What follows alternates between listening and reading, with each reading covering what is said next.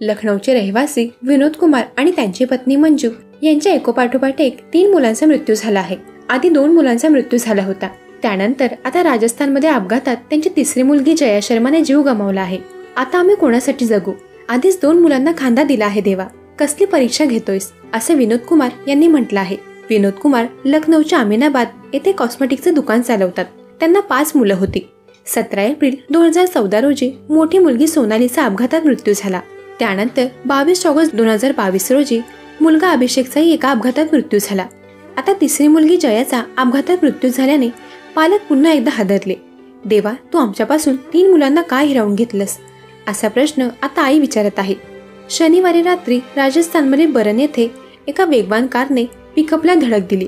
या अपघातात लखनौच्या केसरबाग येथील शिवाजी मार्गावर राहणारा नमन चतुर्वेदी, जया शर्मा, गोरखपूरची आशिका मिश्रा आणि दिल्लीचा राहुल प्रकाश यांचा मृत्यू झाला।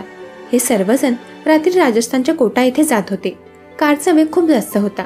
अपघातात कारचा चक्काचूर झाला। यामध्ये नमन, आशिका आणि राहुलचा मृत्यू झाला होता। जयाची प्रकृती गंभीर होती।